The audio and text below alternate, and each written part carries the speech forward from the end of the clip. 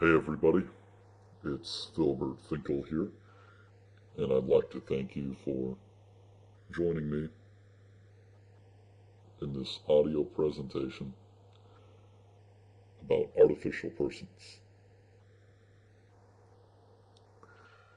Now, I'm going to go into more great detail about how this stuff works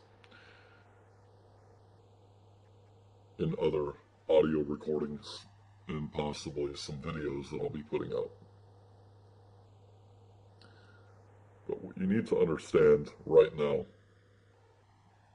is that you have a corporation, you have a legal fiction, a legal entity, an artificial person. There's many names for it, but I'm going to address it as artificial person. You have one. What I want you to know is that this artificial person is used for matters of business, of accounting, of finance.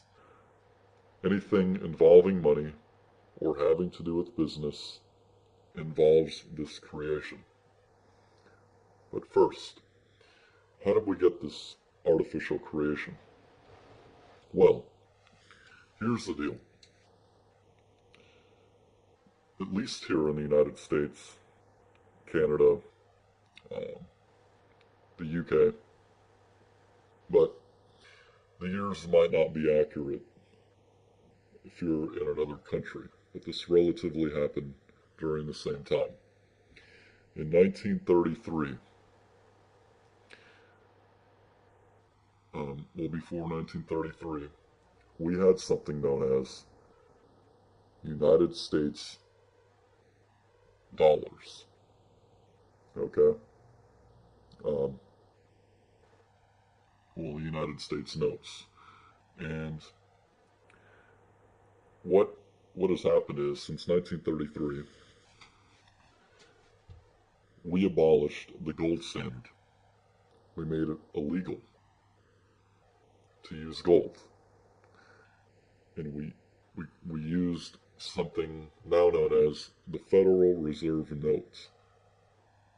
So it went from a United States note to a Federal Reserve note.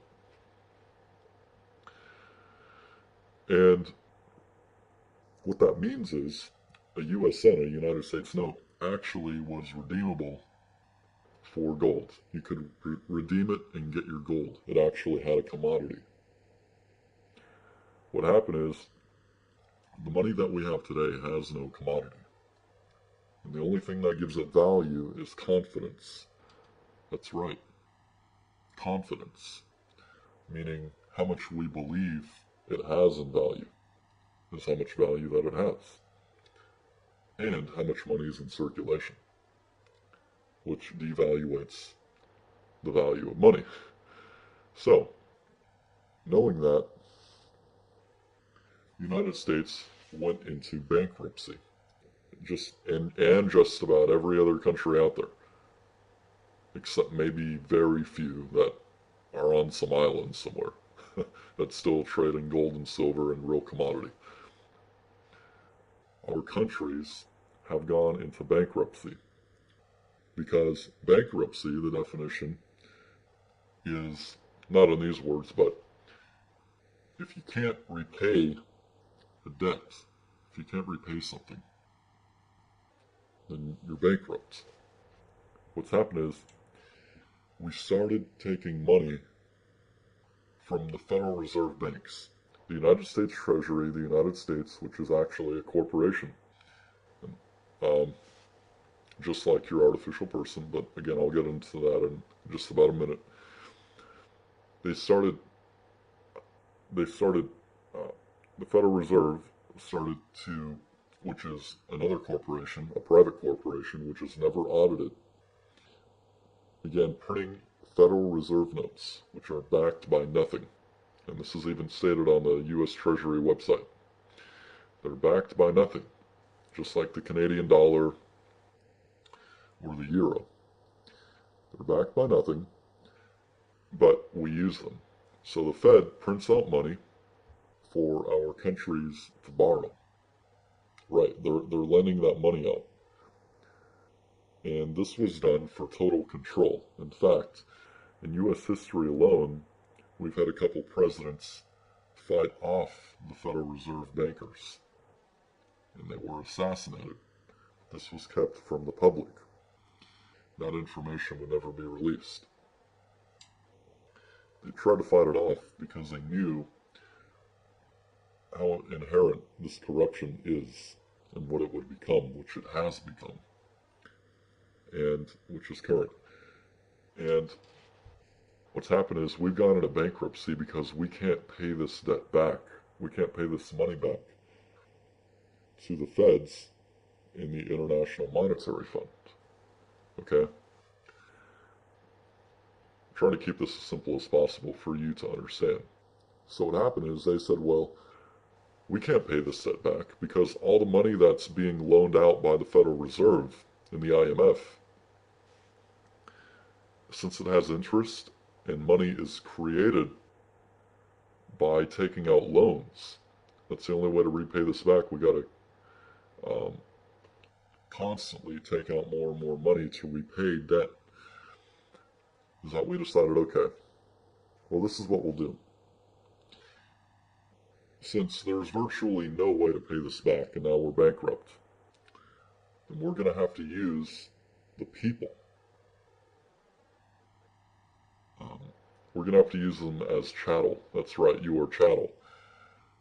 To produce physical labor, to produce more money to pay back the IMF and the Fed. And don't be fooled, the Federal Reserve is just a name, and it is no way part of the Constitution, which we'll get more into that later. It's a lot to take in. So they've used the people as chattel, and we've become government property to repay this outstanding national debt, which is also not real. But again, that's going into more detail for another discussion. But for now, believe that there is a national debt, and that we're being used for our physical labor to pay back these debts. Okay? So how do they do that? You can't just take away a man's natural born rights. You can't take away his rights. You can't just say, well, you're no longer a free man. You're going to be our slave. You can't do that.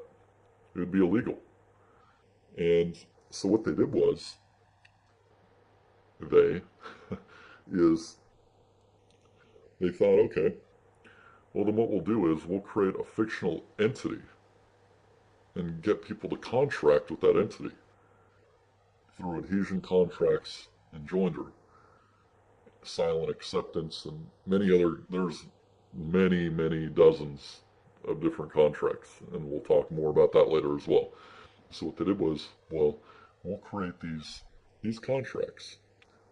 It's just like a contract. If you go to the gym and you sign a membership agreement saying, I vow to make payments for 18 months, with the exceptions of what is contracted for medical reasons, or I relocate and you don't have a gym within the vicinity, then I can void that contract, right? Okay, well, it's the same kind of contract. You're obliged to pay that gym, that corporation, 18 months worth of membership fees and anything else that is expected of you. Well, here's what happens. When you were born, your parents signed the contract for you as guardian, as custodian. That's what your parents are. They signed that contract for you because you were not old enough to. So they acted on your behalf. Okay? And they signed this contract, which was nothing more than an informant sheet notifying the proper authorities that new chattel was born, which then they received a certificate for the birth of this artificial person for this corporation, known as your name in all capital letters on your certificates. That's right. That name on your birth certificate in all capital letters is not you. You can look up on the United States Printing Style Manual and the Public Vessels Act